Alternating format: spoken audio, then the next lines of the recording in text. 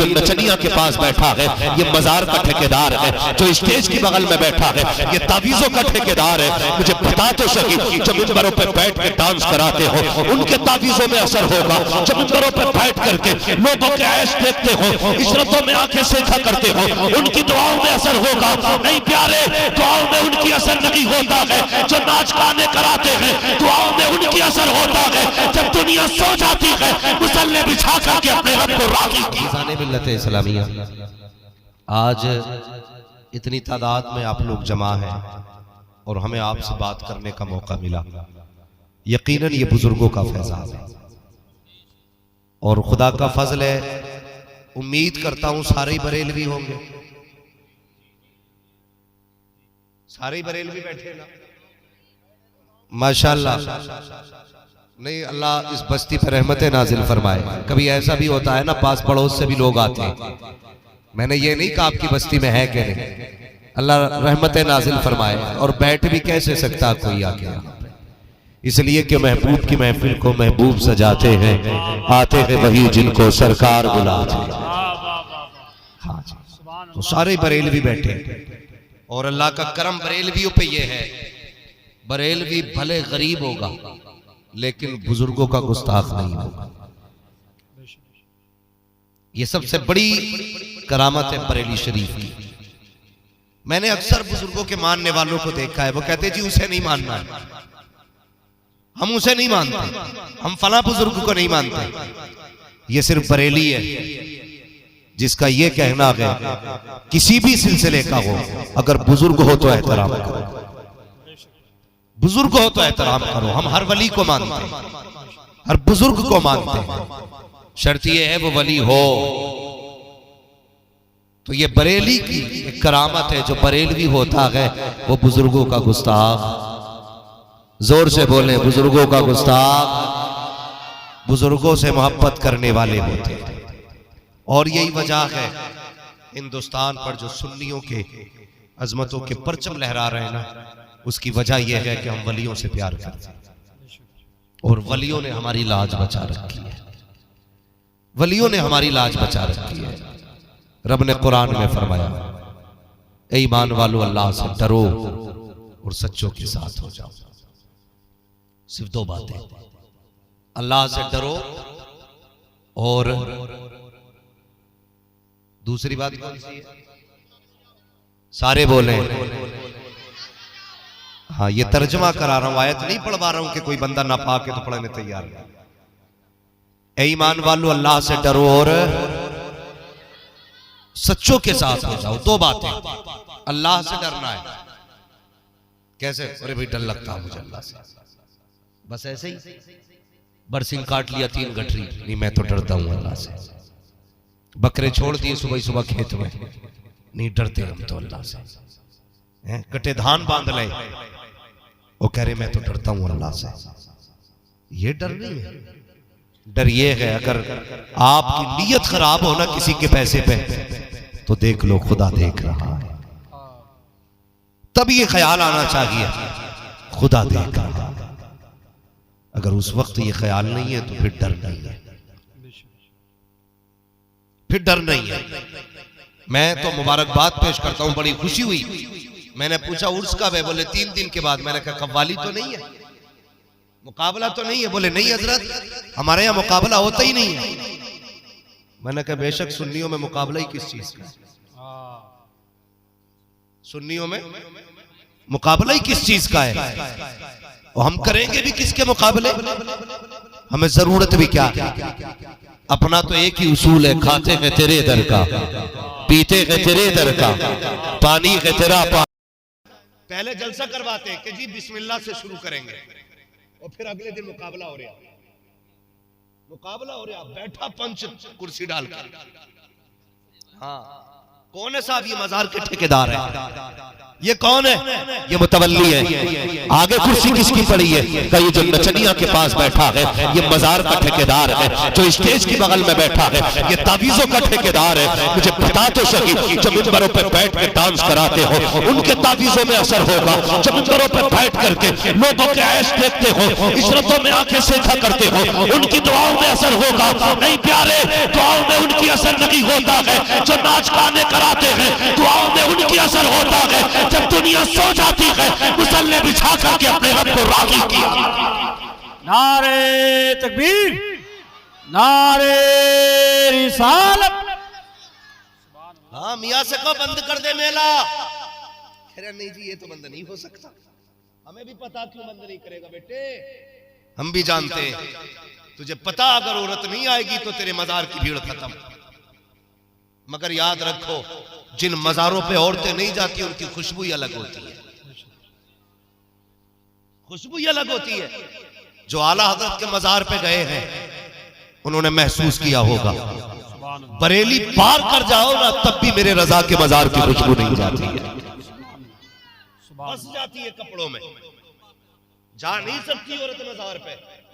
जिसके मजार पे एक औरत नहीं, बेगैरतों ने उसे ही बदला। हाँ जाओ जाके देखो मौलाना नाजिम साहब, ये मेरे क्लासमेट हैं मुफ्ती नाजिम साहब। तो मजारों पे चले जाओ तकलीफ होती है। ऐसे घुटने से घुटने जोड़ के बैठा मियां और फिर पूछ रहा क्या परेशानी है। अब क्यों पूछ रहा? परेशानी तो सब यहां से पता चल गई होगी। और हम सुन्नी बरेलवी कितने बेगैरत होते जा रहे हैं। कोई वहां भी ना समझे पक्का बरेलवी, लेकिन मैं आईना को दिखाऊंगा दाग चेहरे के, जिसे खराब लगे सामने से। तकलीफ की बातें हम कहने को गैरतमंद कहलाते लेकिन सबसे बेगैरत होते जा रहे हैं। एक कह रहा जी मेरी बीवी ने चादर मानी थी मजार पे, भेज दूं? मैंने कहा बीवी तेरी मुझसे क्यों पूछ रहा बे? मालिक तू है। नहीं मैं इसलिए पूछ रहा हूं औरत जा सकती है? नजर मानी थी, अगर बेटा फिर बीमार हो गया तो क्या होगा? मैंने कहा तुझे शर्म नहीं आई? तेरी बीवी को चादर याद रह गई थी, तेरी बीवी को भगोना याद रह गया था, तेरी बीवी को मजार की बिरयानी याद रह गई थी, क्या ये याद नहीं आया? कम से कम नजर मान रही थी तो ये कह देती या अल्लाह बेटे को शिफा दे दे, तेरे लिए 10 रोजे रखूंगी, बेटे को शिफा दे दे, तेरे लिए 10 रकात नमाज पढ़ूंगी, बेटे को शिफा दे दे, 3 बार कुरान का इख्तिताम करूंगी। क्या ये अच्छा होता अगर तेरी बीवी ने 10 बार दुरूद की नजरमानी होती, कहीं जाने की जरूरत न पड़ती, घर पे बैठे बैठे बेटा भी शिफायाब हो जाता और तेरी बेटी भी जन्नत की हकदार बना दी। सुभान अल्लाह, सुभान अल्लाह, जिंदाबाद। लेकिन बिया होकर सबसे पहले लेके जा रहे हैं मजारों पर। सबसे पहले सलाम करवा लो फला बाबा के मजार पे, फला बाबा के मजार पे। शर्म आनी चाहिए। मुझे बताओ तो सही दुनिया में सबसे अच्छी जगह कौन सी है? सारे बोले कौन सी अच्छी जगह सबसे? जो बोल गए अल्लाह उन्हें सलामत रखे। जमीन पे सबसे अच्छी जगह मस्जिद है। इससे भी अच्छी जगह कोई है? जोर से है क्या नहीं? सबसे अच्छी जगह कोई ये ना कहना गुंबद खजरा को क्यों छोड़ गया। मैं अपने हिंदुस्तान की बात करूं, हुजूर जहां लेटे वो तो अर्श से भी अफजल है। मक्का ही तैबा न सही अफजल मक्का ही बड़ा जाहिद, हम इश्क के बंदे हैं क्यों बात बढ़ाई। बात उधर नहीं है, सबसे पाकीज़ा जगह मस्जिद है। लेकिन ये बताइए औरत मस्जिद में जा सकती है? क्या होता है मस्जिद में? जाते हो ना कभी कभी? हाँ हाँ ना भी जाते हो तो कम से कम 11वीं के 11 रुपए देने तो जाती है। और भाई साहब खत्म शरीफ होता है रमजान में, सुन लो भाई कितने अच्छे लोग हैं। हम 10 रुपए देते हैं, 10 रुपए कितने या फिर 11। मान लीजिए मैंने 11 रुपए 11वीं में दिए, मैं भी गया, 2 बच्चे भी ले गया, साथ में अब्बा भी गए थे, तो कितने हो गए? 10 रुपए में लड्डू कितने मिलते हैं?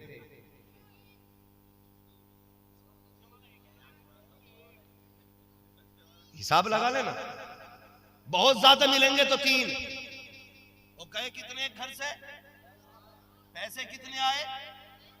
10 या 11 और फिर जा रहे हो 3 एक लड्डू के पैसे दिए, लड्डू पड़ गए कम, तो क्या कहते हैं इमाम साहब पैसे बचा लिए थे क्या? हिसाब करो इमाम का, मेरे लल्ला को लड्डू नहीं मिले।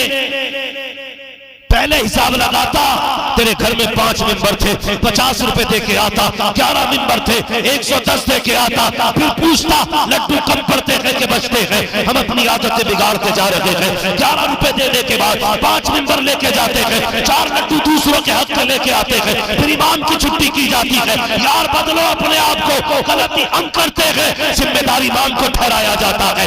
गलत हम होते हैं, जिम्मेदार इमाम होता है। 50 रुपए दे, फिर हम नहीं जानी है, लड्डू तेरी मर्जी से भी आएंगे और तेरी मर्जी से तेरे बच्चों को खिलाए भी जाएंगे। हमारी कौम भी बड़ी अच्छी है, कई तो कॉपी लेके बैठ जा, कॉपी लेके बैठते, ये खत्म हो जानी चाहिए बातें जो कर रहा हूं, खत्म हो जानी चाहिए। कॉपी लेके बैठ गया, इमाम साहब कहते बब्बू के लड़के ने 30 रुपए दिए, या एक बच्चा आया इसने 10 रुपए दिए, तो उसने वो 10 भी चढ़ा लिए। बच्चा फिर आ गया लौट के, मेरा नाम बताओ। इमाम साहब ने फिर कह दिया क्या नाम? उसने कहा कामिल के बच्चे ने 10 रुपए दिए, तो उन्होंने फिर 10 चढ़ा दिए। आए एक बार 10 और चढ़ गए, दो बार ये हद से होते। हमारी कौम में फोन आते और इसी बात पे इमामों की छुट्टी कर देते। मैथ अपना खराब है, कमी इमाम की है। हिसाब जो हो रहे इमाम साहब ने 10 कम बताए, भाई तूने डबल लिखे थे। तो ये हालात है हमारे। सबसे अच्छी जगह मस्जिद है, वहां क्या होता है?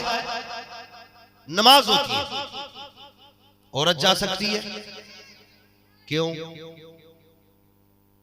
अच्छा, जब औरत हो के हमारी माँ हो सकती है तो नमाज पढ़ने मस्जिद में नहीं जा सकती? अगर यही रीजन है तो इस्लाम ने औरत की इज्जत की हिफाजत की और मस्जिद में इसलिए जाने से रोका गया ताकि कोई फितना ना।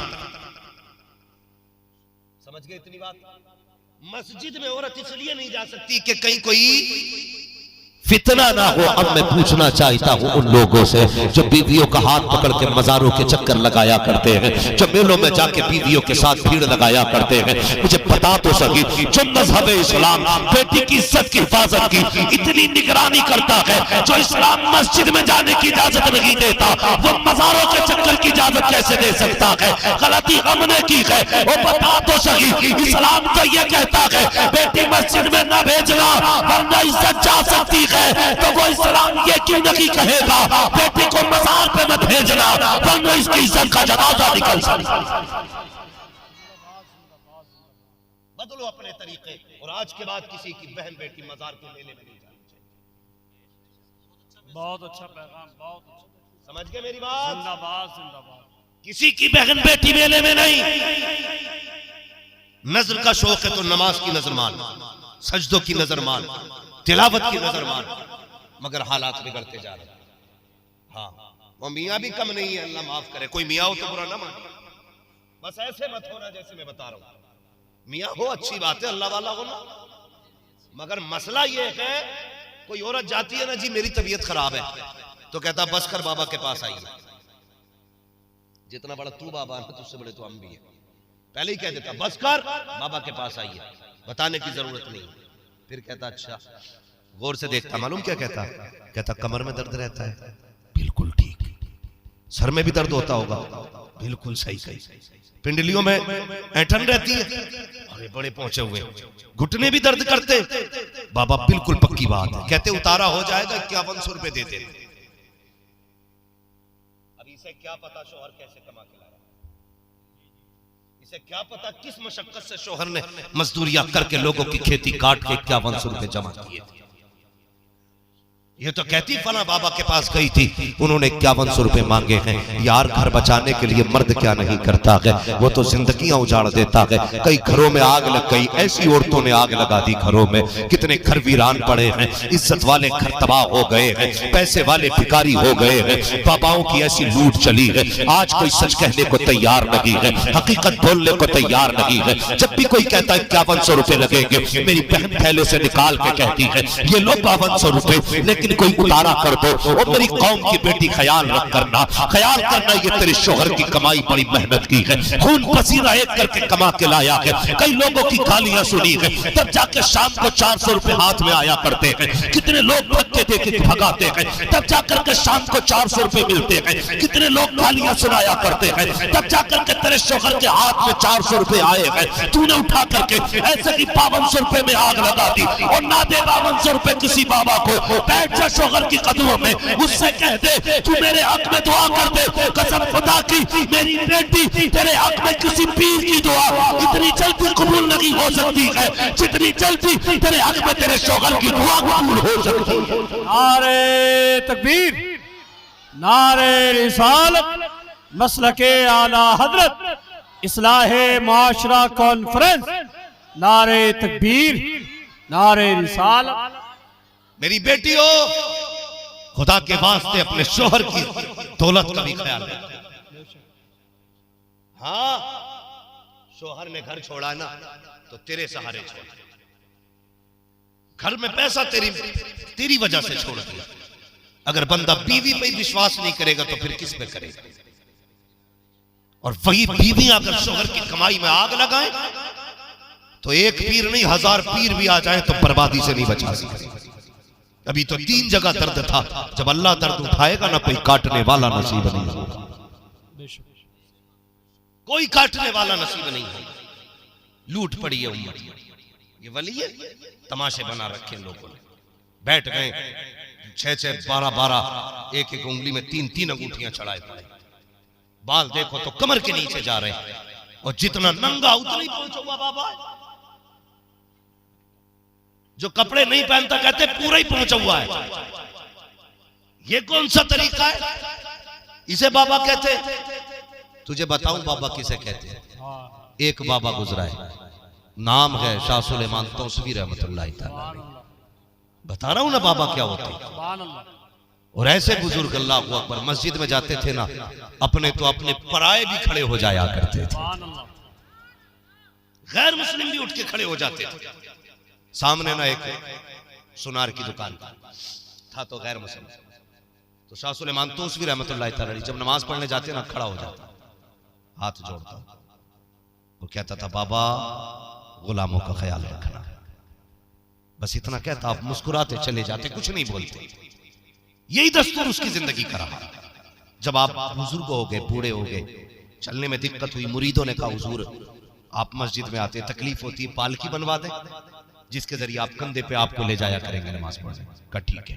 पालकी बन गई, पर्दे पड़े रहते थे उसमें, आप जाते, जब उसकी दुकान आती ना तो आप पर्दा हटाते तो देखते वो खड़ा होता था सामने, फिर वो हाथ जोड़ता, वो यही कहता गुलामों का ख्याल रखना। आप मुस्कुराते पर्दा छोड़ देते चले जाते। एक दिन जब आए ना, आपने पर्दा हटाया तो दुकान बंद थी, दुकान बंद थी। मस्जिद में आए, नमाज से फारिग हुए, कहने लगे यार आज हमारा यार नजर नहीं आया। गैर मुस्लिम था। तो शाह सुलेमान तौसवी कहने लगे आज हमारा यार नजर नहीं आया, पता करो क्या हुआ है। कहा हुजूर मालूम नहीं। कहा उसका घर किधर है? कहा फला जगह पे है। आप मस्जिद से निकले, दरवाजे पे गए। गैर मुस्लिमों में दस्तूर ये, जब किसी बंदे की आखिरी घड़ियां आ जाती हैं तो ये उसको चारपाई से नीचे उठा के डाल देते हैं और फिर उसका चेहरा किसी को देखने नहीं देते हैं। अल्लाह अकबर। शाह सुलेमान तौसवी दरवाजे पे आ गए, कह दरवाजे पे दस्तक दी, दरवाजे पे बेटा आया, क्या बात है? कहा तुम्हारे बाबा से मिलना है। कहा अब उनसे आप नहीं मिल सकते। कहा किस लिए? कहा उनकी जिंदगी की आखिरी घड़ियां है। कहा होंगी घड़ियां, हमें मुलाकात करनी है उनसे। बेटों ने कहा नहीं, हमारा दस्तूर ये है, हमारा मजहब ये है, हमारा उसूल ये है कि हम आखिरी वक्त में किसी को मुलाकात नहीं करने देते हैं। आपने कहा ये आपका मजहब है, मगर मेरा मजहब तो ये नहीं है, मुझे मुलाकात करने दी जाए। बेटे ने कहा कैसे आदमी हो, हम मना कर रखे, आप जिद कर रखे हो, नहीं मिलने दिया जा सकता। गुस्सा आया शाह सुलेमान तौसवी को, कहने लगे जा, अगर हम मिल नहीं सकते तो वो भी हमसे मिले बगैर दुनिया से जा नहीं सकता, जा नहीं सकता मिले बगैर। अल्लाह वाले की जबान से निकल गया। एक दिन गुजरा, 2 दिन गुजरा, सांसें सीने में अटक गई, दम नहीं निकलता। 3 दिन के बाद बेटा दौड़ करके आया शाह सुलेमान तौसवी के पास। बाबा चलिए। कहा किस लिए? कहा तूने सच कहा था कि जब तक तुम नहीं मिलोगे वो जाएंगे। 3 दिन हो गए, सांसें खत्म नहीं हो रही, आधे जिस्म में जान अटकी है। मुस्कुरा के कहने लगे हमने तो पहले ही कहा था। उठे तशरीफ लाए तो उस बनिए का मुंह दरवाजे की तरफ था। शाह सुलेमान को देखा, देख के रोने लग जाता है। कहता है बाबा कितनी देर कर दी तूने आने में, ये सांसें तेरी ही तो राहें तक रही थी, मुझे तेरा ही तो इंतजार था। अल्लाह अकबर। रोते रोते उसने आपके चेहरे की तरफ देखा, आप आए, गोद में सर रखा, कहने लगे क्या हाल है? कहता है जनाब जा रहा हो, ये तो बताओ हमारी दोस्ती काम आएगी कि नहीं? तब शाह सुलेमान तौसवी ने कहा था काम आ जाएगी, मेरे हुजूर का कलमा पढ़ ले, वादा करता हूँ यहाँ भी महफूज रहेगा वहां भी महफूज रहेगा। जैसे उसने कलमा पढ़ा है, आपके कान में कलमा पढ़ा, इधर कलमा पढ़ा है, उधर रूह निकल जाती है। आप उठ के चलने लगे, बेटों से कहने लगे यार ये अपना बाप हमें दे दो। कहा किस लिए? कहा ये हमारा हो गया है। उसने कहा चलिए बाबा अपना काम कीजिए, मुलाकात क्या करा दी, हमारे बाप को ले जाना चाहते हो, ये कल भी हमारा था आज भी हमारा है। मुस्कुरा के कहने लगे ये सुबह तक तुम्हारा था अब ये हमारा हो गया है।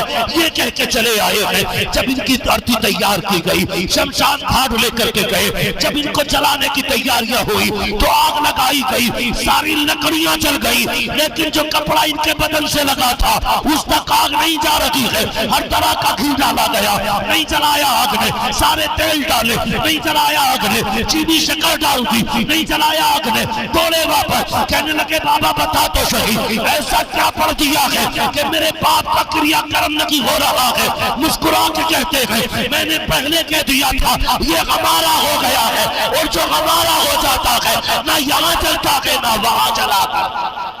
नारे तकबीर, नारे रिसालत, मसलके आला हजरत, इस्लाहे माशरा कॉन्फ्रेंस। इसे कहते हैं बाबा।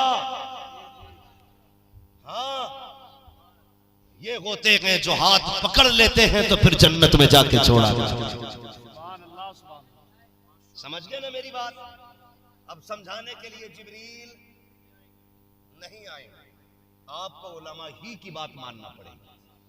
अगर कोई ये कहता ना अरे छोड़ो मौलवियों की, आए तो पीरों को बुरा कह गए, कल कहीं और जाएंगे उन्हें बुरा कहेंगे, हमारे बाप का क्या जा रहा है, सारी रोटियां बेच दो। मौलवी के बाप का कुछ जा रहा है? किसी का कुछ नहीं। भाई इज्जत चली गई तो दोबारा नहीं आएगी। बचाओ अपने आप, हिफाजत करो।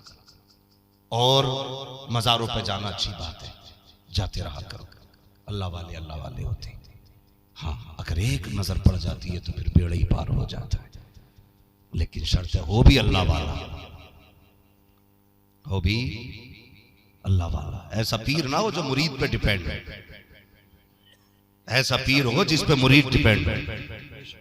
हाँ आज हालात उल्टे नहीं। हाँ डॉक्टर इकबाल किसी पीर से मुलाकात के लिए गए थे, तो कोई आया मिलने के लिए, गरीब आदमी। वो कहने लगा हुजूर बेटी की शादी है, बड़ा गरीब आदमी हूँ, कोई इंतजाम नहीं है। तो उसके आने का कहने का मतलब ये था पीर साहब से कुछ मदद मिल जाएगी। तो पीर साहब ने कहा ठीक है दुआ करेंगे। तो जब मुरीद जाने लगा ना, उसने 100 रुपए निकाले और मुसाफा करके चल दिया। डॉक्टर इकबाल ने पीर साहब से कहा पीर साहब कितना असर है आपकी दुआओं में? कहा क्यों? कहा भी उठ के जाते जाते ही आपके मुंह से दुआएं निकली और आपने उसे और 100 रुपए का कर्जमंद बना दिया। वो तो था ही गरीब, 100 रुपए और ले लिए। तो कभी ऐसा भी नहीं होना चाहिए। पीर ऐसा हो, चलो बरेली चलते, सरकार मुफ्ती आजम हिंद की चौखट है। था गैर मुस्लिम, कहने लगा हुजूर ये मकान खरीदना है और पैसे कम है। कितने हैं? कहा हुजूर 20-25 हजार कम पड़ रहे हैं उस दौर के हिसाब से। उसने कहा 20-25 का ला मेरे हाथ में दे। आपने ना यूं पटरिया पकड़ी पैसों की ना, और उसके बाद हाथ में पकड़ के बोले जा कल जब मकान की रजिस्ट्री कराने जाए ना तो ऐसी लेके चले जा। का फिर कोई पूछे क्या लाया है, कहना कीमत, पूछे कितनी तो कह देना खोल के देख ले।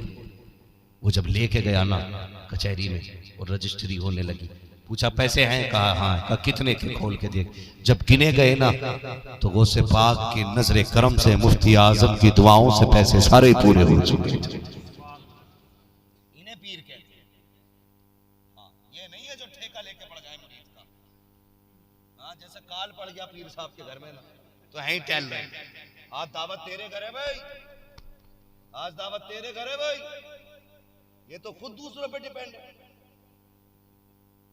बचिए ऐसे लोगों से और खुद को भी बचाइए। पीर वो नहीं होते हैं जो नजर डाल दे तो तबाह कर दे, पीर वो होते हैं जो नजर डाल दे तो आबाद कर देते। नजर डाल दे तो आबाद कर देते। अल्लाह वाले होते हैं। अल्लाह आपको सलामत रखे। लेकिन याद रखिएगा, अल्लाह वाले सिर्फ दुआओं से नहीं बनते। अल्लाह वाले बनाने के लिए जब गोद अच्छी होती है ना तो फिर वली पैदा होते। ये भी ख्याल रखिएगा नौजवानों। सबसे इब्तदाई गलती हम रिश्तों में करते, जब रिश्ता करते तब गलती करते इब्तदाई। हाँ मैं भी इधर बात करने लगूं बात बहुत बढ़ेगी, मगर मैं बस कुछ और बातें आपसे रखना चाहता हूं। अल्लाह वाले होते हैं। किसी ने निजामुद्दीन औलिया को देखा ना, आप आधा पैर रखते थे और उठा लेते थे, आधा पैर रखते थे उठा लेते थे। किसी ने कहा क्या मसला है हजरत? कहने लगे किताबों में लिखा है कि अर्श जो है ना वली के एक कदम होता है, जमीन से अर्श की मसाफत वली का एक कदम होता है। कहते लेकिन मैं नाप रहा हूं तो मेरा तो आधा ही कदम आ रहा है। कह रहे कई बार रख के देख लिया आधा ही कदम आ रहा है मेरा।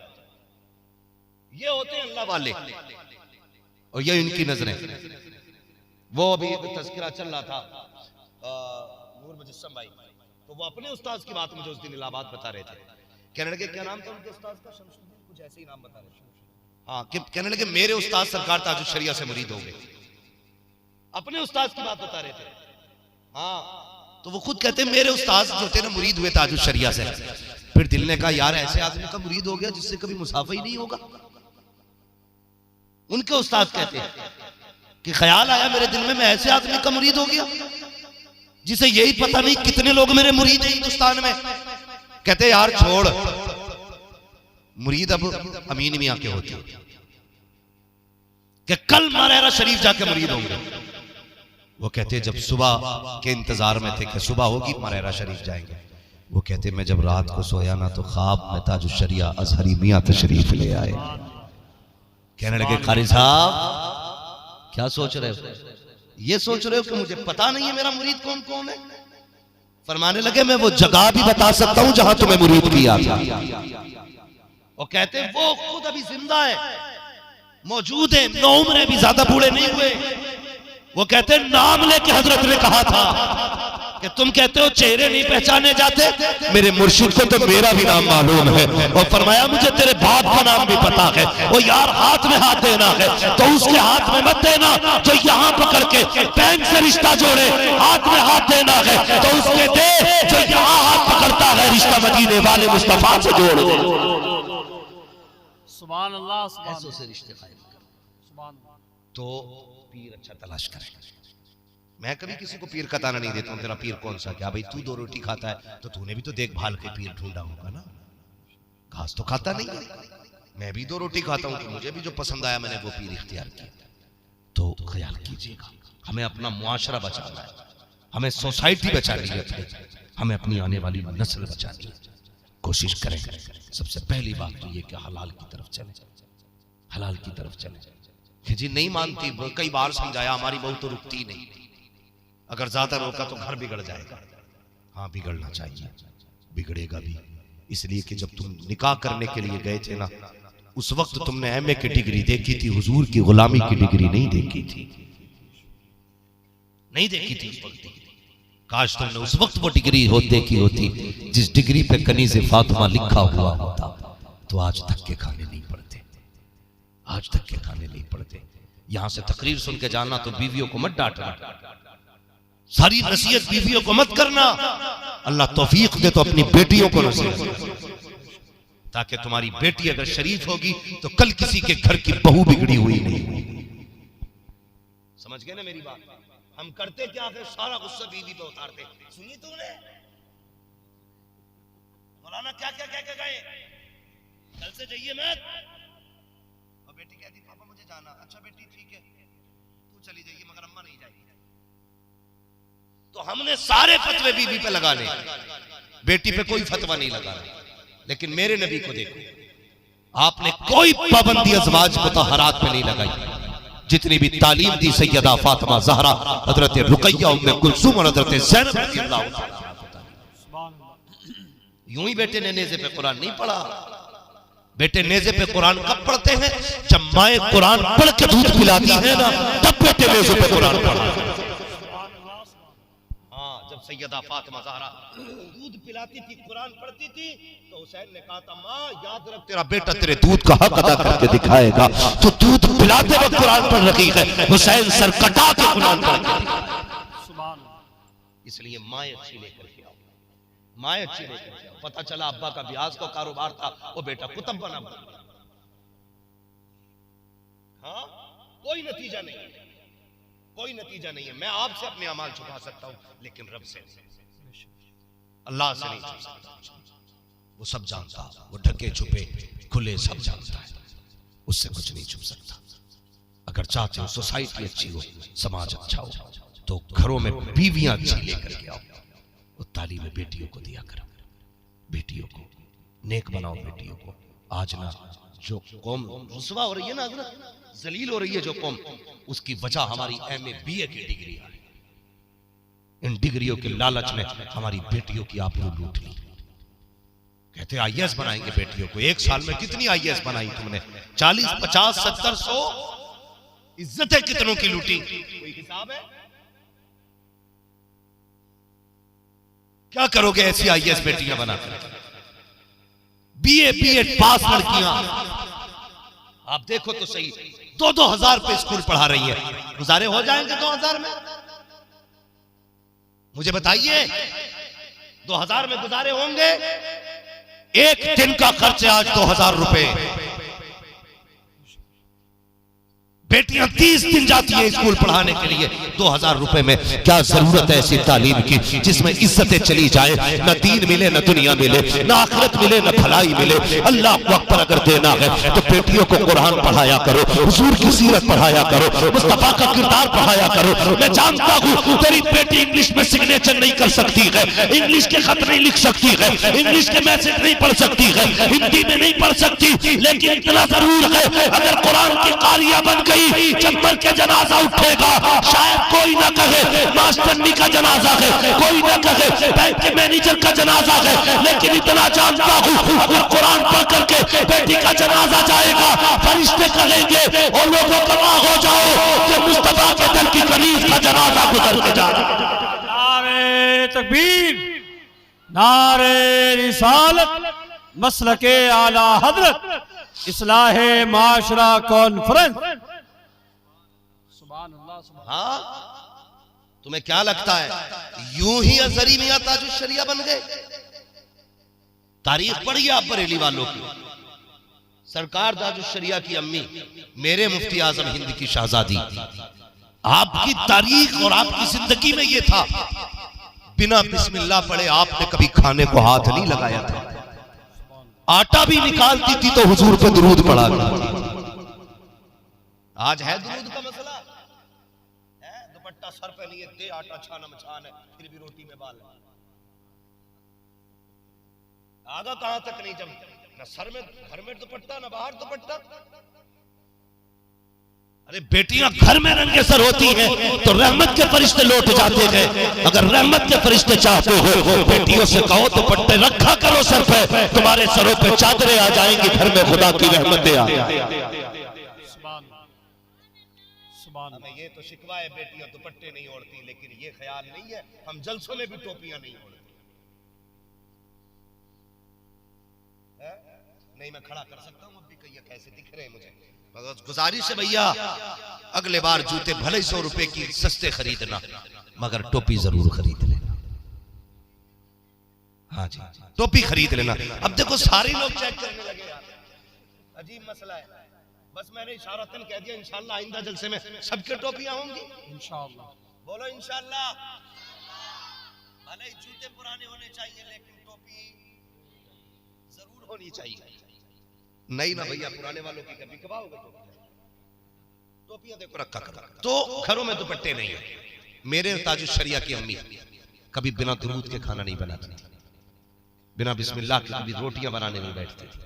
आज क्या होता, जैसी आई ना आटा लेने, कहती ये तो इस तो मर जाके बाहर, देखो तो आटा कितना मोटा पिसवा के लाया।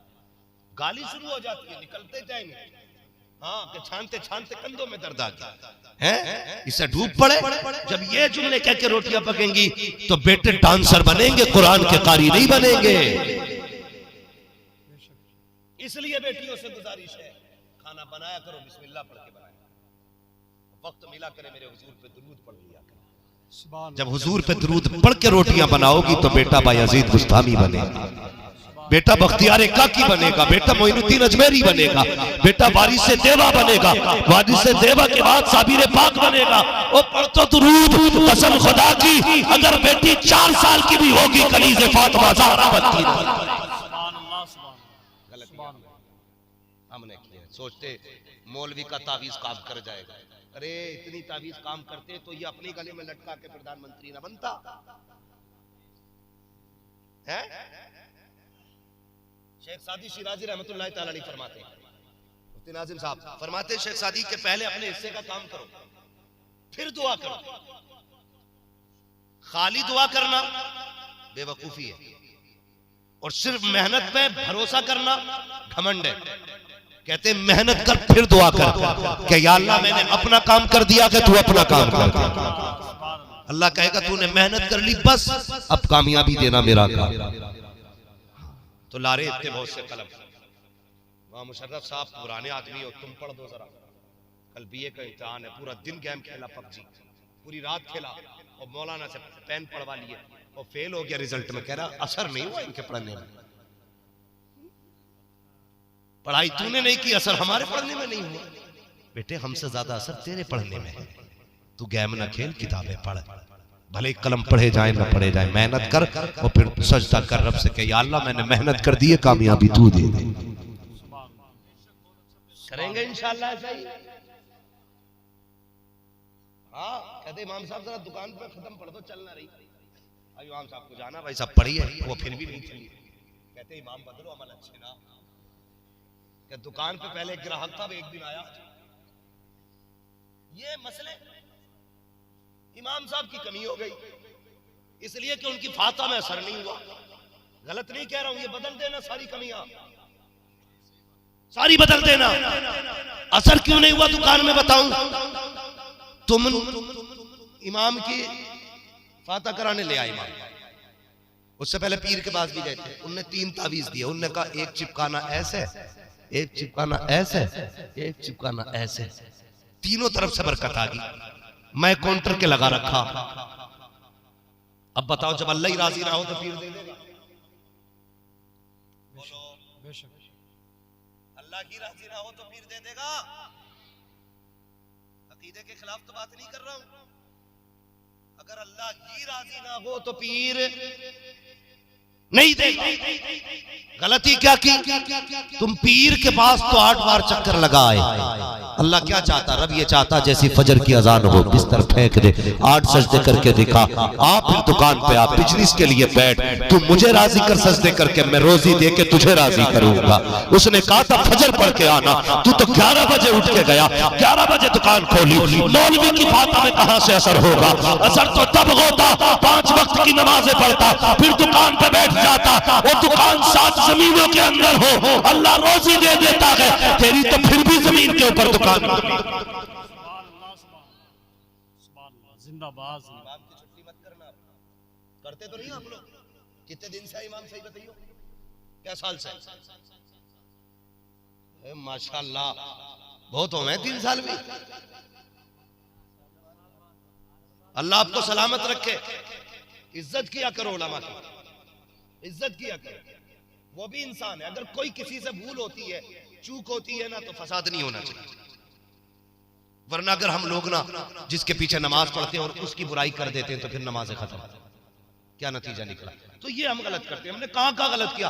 इमाम साहब वली मां जरा फातिहा पढ़ दो, इमाम साहब को फातिहा पढ़ने बुलवा लिया, पढ़ गए उरद कम, कैसी पढ़ी? कोरमा घट गया। क्यों? मौलवी की फातिहा बोटियां बढ़ा जाती है। क्या खाना कैसे के स्टैंडिंग में चल रहा? आग लगाई तूने हुजूर की सुन्नत में, शरीयत से खिलवाड़ तूने किया। कुत्तों की तरह तूने खड़ा करके लोगों को खिलाया, भिखारियों की तरह तूने प्लेटों में हाथों में प्लेटें दे दी। वो फाता इमाम की गलत हो गई।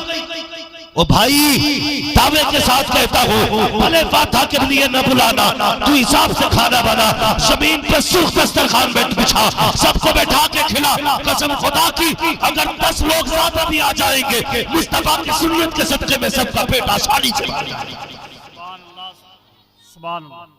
तरीके मुस्तफा को छोड़ना के वजह बर्बादी, इसी से कौम दुनिया में हुई बेइख्तियार। तो कोशिश करेंगे इंशाअल्लाह, इन बातों पे अमल करेंगे। बच्चे बोले इंशाअल्लाह, जवान भी राजी हो और बोले इंशाअल्लाह। और कोशिश करें, नाच गाजा वाजा तो नहीं करते हो डीजे बीजे बारातों में? देखो कितनी जल्दी मना कर दिया। अगर करते हो तो मत करना, मैं नहीं कहने आया, करते हो तो खत्म करना।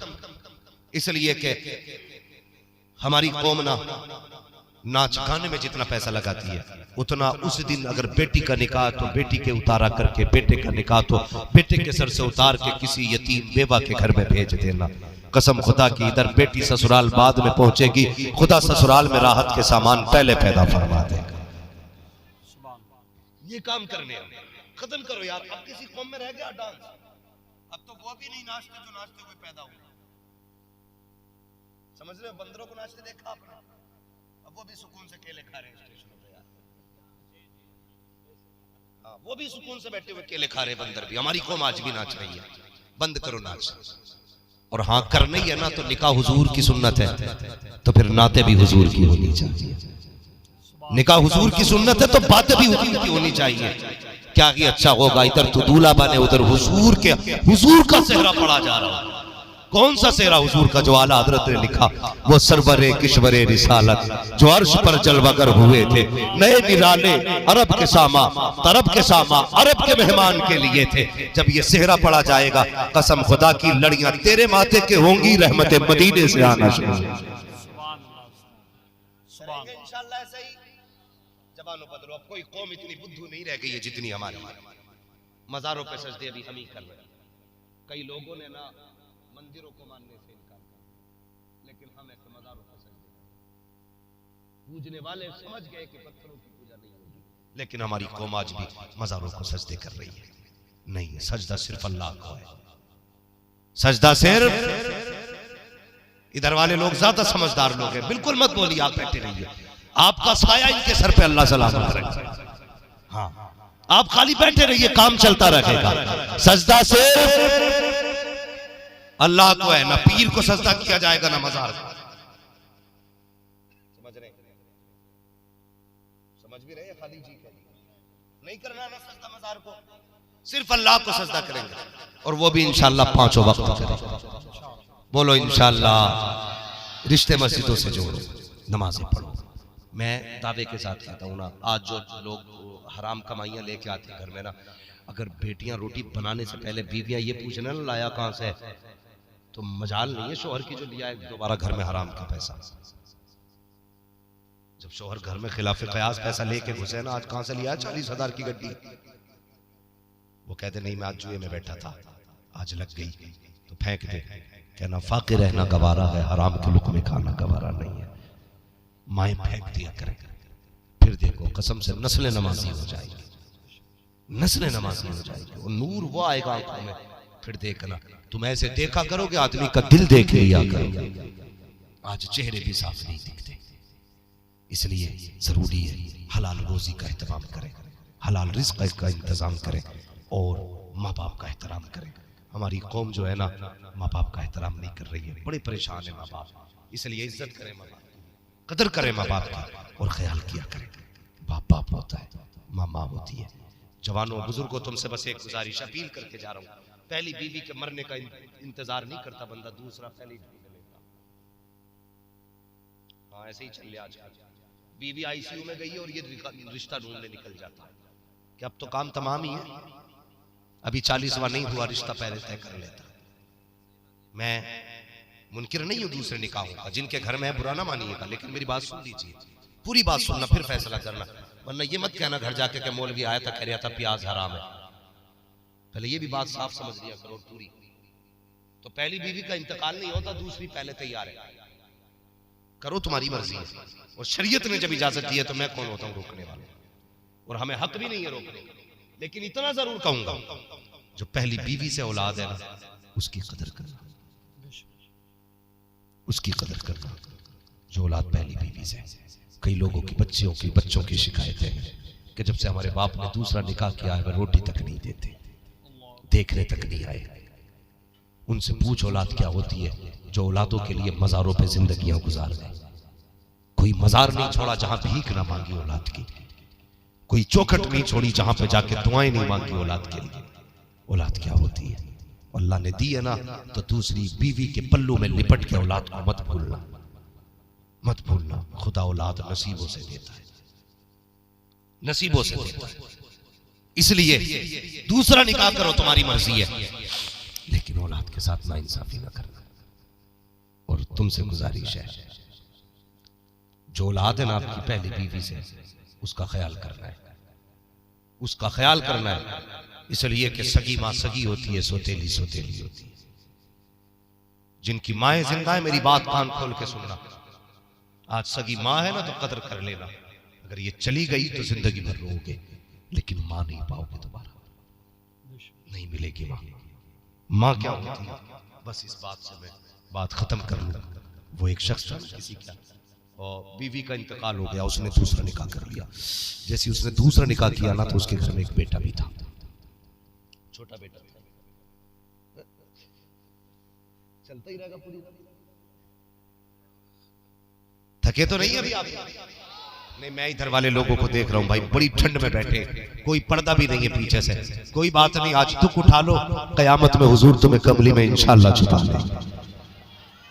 हुजूर की महफिल है, बस थोड़ा सा बर्दाश्त। मसला भी देखना रहता थोड़ा सा। कल को छुट्टी तो नहीं करोगे अगर कोई जमात में ना पहुंचा तो? चलते रहने, जरा कहते सुभान अल्लाह। ऐसे ही चलाओगे जोर से? तो वो जब निकाह करके लाया ना दूसरी बीवी, कुछ दिन गुजर गए। एक दिन बेटे को बैठा के कहने लगा कि बेटे एक बात बताएगा। उसने कहा क्या? कि बेटे एक बात बता, तूने पहली वाली मां भी देखी है, दूसरी वाली मां भी देखी है, दोनों में कौन सी मां अच्छी लगी? दोनों में कौन सी मां अच्छी लगी? तो बच्चा कहने लगा पहली वाली मां झूठी थी, दूसरी वाली मां सच्ची है। तो दिमाग घूम गया ना बाप का। अजीब है यार, सगी मां को कह रहा है, सगी मां को कह रहा है वो झूठी थी, उसे कह रहा है सच्ची है। परेशान हुआ, कह बेटे बता तो सगी, बात समझ में नहीं आई, तूने क्यों कह दिया ये बात? उसने कहा बाप आप नहीं जानते हो, पहली वाली माँ झूठी थी, ये सच्ची है। कहा बेटे बताना क्या कहना चाहता है? कहा अब्बा बात इतनी सी है। कहा क्या? कहा जब मैं पहले गलती करता था ना, जो पहली वाली माँ थी वो कहती थी अगर तू इस गलती से बाज नहीं आया मैं तुझे रोटी नहीं दूंगी। कहा मैं फिर भी गलती करता था, और मैं शाम को खुद माँ से नाराज होकर रोटी नहीं खाता था ना, तो मेरी माँ मुझे गोद में बैठा के कहती थी मेरे लाल खा ले, मेरे चांद खा ले, मेरे जिगर के टुकड़े खा ले। जब तक मैं नहीं खाता था तो मेरी माँ खाया नहीं करती थी। वो पहली वाली माँ थी, मना करती थी नहीं खिलाऊंगी, लेकिन मैं नहीं खाता था, फिर खुद भी नहीं खाया करती थी। अब्बा वो इतना झूठ बोलती थी, मना करने के बावजूद भी उस वक्त तक नहीं खाती थी जब तक मैं नहीं खा लेता था। अगर वो मुझसे नाराज होती तो कहती शाम को दरवाजा नहीं खोलूंगी, मैं तो दूर चला जाता था। अगर देर कर देता आने में तो बगीमा घर से निकलती और लोगों से पूछा करती थी किसी ने मेरा चांद देखा हो तो बताओ, किसी ने मेरा लाल देखा हो तो बताओ। अगर ताखीर हो जाती तो घर से निकल करके वो माँ तलाश किया करती थी। कहता इतनी झूठी थी वो माँ, अगर देर हो जाती तो खुद तलाश किया करती, मगर ये माँ इतनी सच्ची है, अगर ये कह देती है कि गलती की कि तुझे रोटी नहीं दी जाएगी, अगर बाबा रोता भी रहूं तो रोटी नहीं मिला करती है, तड़पता रहूं तो रोटी नहीं मिलती है, अगर ये कहती है खाना नहीं दिया जाएगा तो रातों रात रोते हुए गुजर जाती है, एक लुकमा रोटी का नहीं मिलता है। अगर ये कह देती है गलती करेगा दरवाजा बंद कर दिया जाएगा, मेरे बाप दरवाजा बंद हो जाता है, तो तुझे क्या पता है कितनी रातें दरवाजे पे बैठ के गुजारी है, कितनी रातें घर से बाहर गुजारी है। ए मेरे बाप जो ये कहती है वो करके दिखाती है। इसलिए मैंने कहा था पहली माँ जो कहती थी वो करती ना थी, जो ये कहती है वो करके दिखाती है, इसलिए पहले झूठी थी ये सच्ची है। कहा बेटे कहना क्या चाहता है? तो बच्चे ने कहा था बाबा एक बात समझ में आई है कि जिस माँ का लाल होता है उसी माँ को दर्द होता है, जिसका लाल नहीं होता उस माँ को बेटे का दर्द नहीं हुआ। नारे तकबीर, नारे रिसालत, उलमाए अहले सुन्नत, इस्लाहे माशरा कॉन्फ्रेंस। इज्जत करो माँ की, कदर करना बाप की। ये वो दौलत है जो किसी बाजार से नहीं खरीदे जा सकती, किसी बाजार से नहीं खरीदे जा सकते। आज आधी रात को आते हो ना, बूढ़े माँ बाप, देर होगी बिस्तर से उठने, सर्दी है ना, चादर भी लपेट ली, सर पे कपड़ा भी बांधना है। ये बड़े बूढ़े हैं, हमारी तरह आवारा नहीं है, ये खुले कान निकल के। एहतियात होती है इन लोगों में। हाँ, ये बारिश के मौसम में बादल ना भी हो तब भी छाता लेके चलते हैं, इतने मोहतात लोग होते हैं। तो बड़े संभल संभल के उठते हैं बिस्तर से बूढ़े माँ बाप। देर हो जाए ना तो बेटा कहता है कितनी देर से खड़ा था दरवाजे पे, दिखाई नहीं दिया, सो रहे हो गए, तुम्हें क्या पता कौन दरवाजे पे खड़ा है, तुम तो बिस्तर में थे।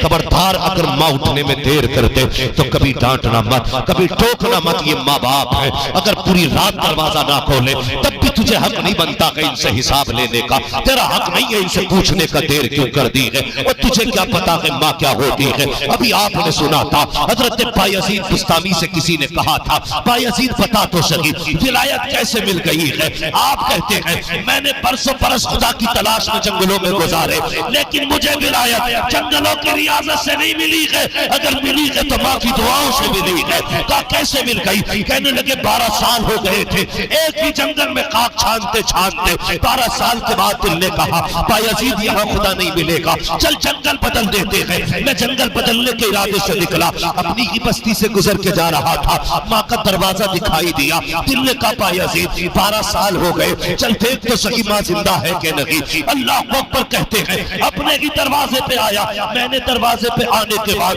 दरवाजा बजाना चाहा, दिल ने कहा बायजीद दरवाजा मत बजा देना, माँ बूढ़ी हो गई है, ऐसा ना हो वो नींद में हो और तेरी खटखटाहट से उसकी नींद में खलल पड़ जाए। कहते ये सोच के मैं रात भर खड़ा रहा। कहते जब सुबह का वक्त हुआ, फजर से पहले मेरी माँ तहज्जुद के लिए उठी, नाली में वुजू का पानी आया, मैं समझ गया माँ आ गई है। अल्लाह अकबर, जब मेरी माँ ने वुजू किया, वुजू से फारिग हुई, तब मैंने दरवाजा खटखटाया। कहते भी दरवाजा बजाया था, आवाज आती बेटे बायजीद ठहर जा, अभी आ रही हूँ। कहते मैंने आवाज नहीं दी थी, नाम नहीं बताया था, सिर्फ आहट से माँ ने कहा बेटे बायजीद ठहर जा, अभी आ रही हूँ। कहते माँ आई है, दरवाजा खोला। कहते हैरत में था, मैंने माँ से कहा माँ अब भी तुझे बेटा याद है? माँ ने कहा बायजीद तुझे क्या लगता है 12 बरस जंगलों में रहा और महफूज रहा, ये तेरा कमाल नहीं, ये मेरी तुम्हां की दुआओं का कमाल है। कहते अगर जब रात आती थी मैं दामन फैला के कहती थी या अल्लाह मेरे बायजीद की हिफाजत फरमाना, मेरे बायजीद की हिफाजत फरमाना। कहा बेटे बता तो सही खुदा मिला के नहीं? रोके कहते नहीं मिला। कहती अच्छा आ जा, गोद में सर रखा। कहती या अल्लाह जिस कुर्ब की तलाश में मेरे बेटे ने 12 साल काटे थे वो मेरे बेटे को कुर्ब दे दे। कहते इतना कहना था, इधर माँ के आंसू मेरी कमर पे गिरना शुरू हुए, मेरा सर माँ की गोद में था।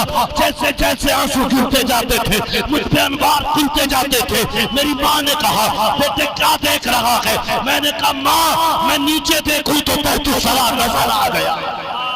नारे तकबीर, नारे रिसालत, मसलके आला हजरत, इस्लाहे माशरा कॉन्फ्रेंस। ये माँ होती है 3 बजे आ यारों की महफिल से और आके दरवाजा खटखटा के कहता खोला नहीं, तेरे नौकर हैं ये। कभी घुसते हो घर में तो पूछते अब तक कहां था, तो कहते हो मुंह बंद रखो। तुम कौन होते हो हिसाब लेने वाले?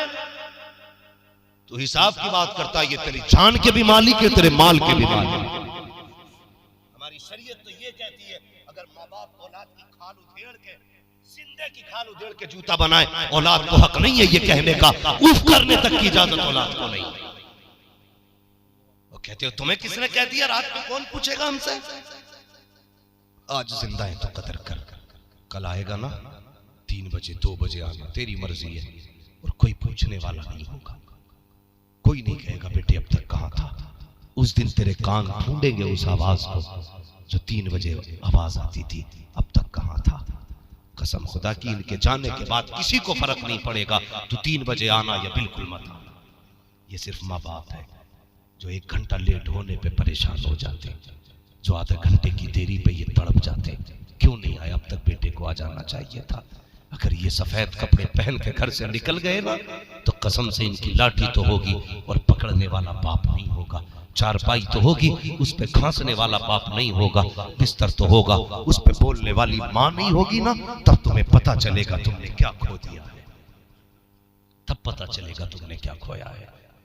हाँ, आज माँ बाप पे तो इज्जत कर लो, कदर कर लो यार।